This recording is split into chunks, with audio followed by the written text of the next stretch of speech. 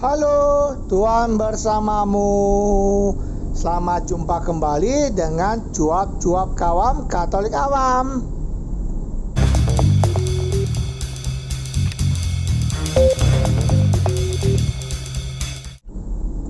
Apa kabar Bapak dan Ibu, kakak dan adik, saudara-saudara, teman-teman dan rekan-rekan semua? Semoga baik adanya, sehat, sejahtera, dan bahagia. Mari bersama dengan cuap-cuap kawam Katolik awam kita membaca bacaan pada hari ini dan mendengarkan renungannya.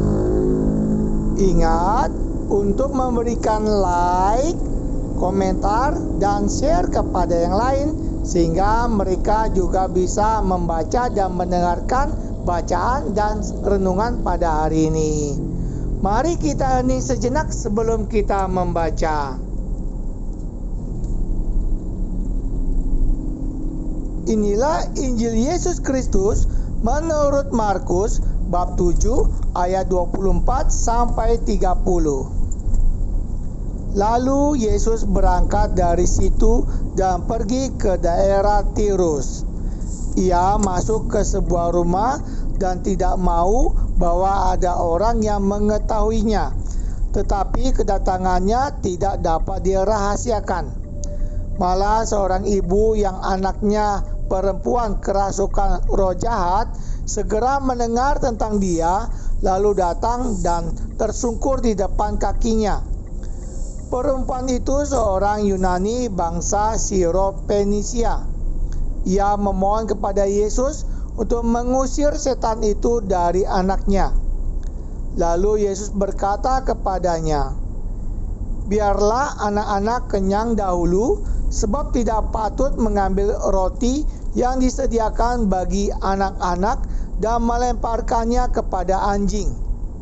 Tetapi perempuan itu menjawab, "Benar Tuhan, tetapi anjing yang di bawah meja juga makan remah-remah yang dijatuhkan anak-anak."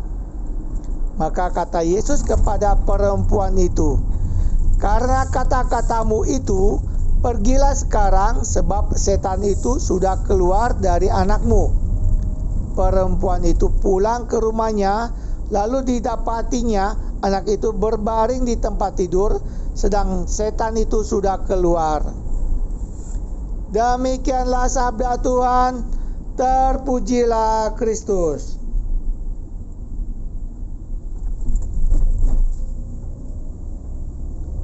Ayat yang menarik bagi saya adalah perempuan itu pulang ke rumahnya, lalu didapatinya anak itu berbaring di tempat tidur, sedang setan itu sudah keluar.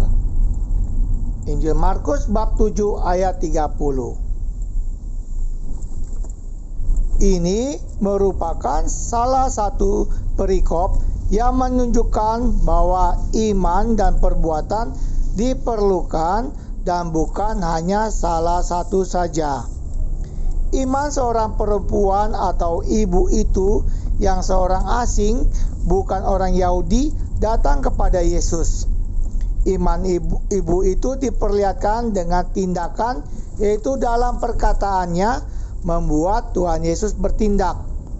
Iman diperlihatkan lagi dengan percaya atas perkataan Tuhan Yesus sehingga pulang ke rumahnya.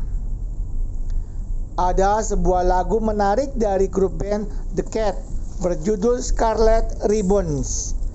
Dikisahkan seorang mendengar anaknya berdoa memohon untuk mendapatkan pita merah tua. Dia pergi mencarikan pita merah tua untuk anaknya itu. Betapa sakit hatinya sepanjang malam itu. Tidak ada pita merah tua. Semua toko telah tutup dan jalanan gelap serta kosong. Akhirnya ia pulang tepat sebelum fajar menyingsing mendapati anaknya. Seperti seorang serdadu yang pulang kalah perang, tidak berani menghadapi anaknya sehingga hanya mengintip ke tempat tidur. Ternyata ada pita indah berwarna merah tua di tempat tidur. Tidak tahu dari mana. Sebagai seorang tua, kami berusaha memenuhi keperluan anak-anak kami, bahkan walau itu hanya keinginan. Namun sering seperti kisah di lagu Scarlet Ribbons itu tidak berhasil. Walau kami tidak berhasil, ternyata ada jalan keluar yang tidak disangka-sangka. Sebab seperti tubuh tanpa roh adalah mati, demikian jugalah iman tanpa perbuatan-perbuatan adalah mati.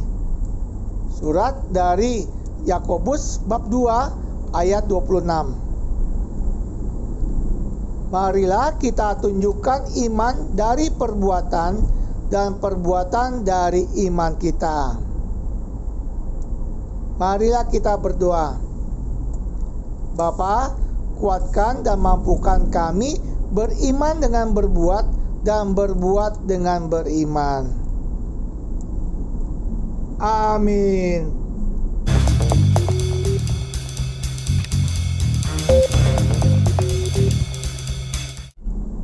Tuhan bersamamu.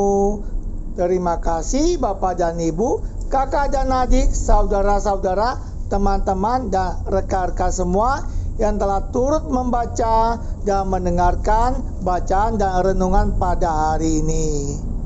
Sampai jumpa kembali dengan cuap-cuap kawam Katolik awam. Salam sehat, sejahtera dan bahagia. Tuhan memberkati.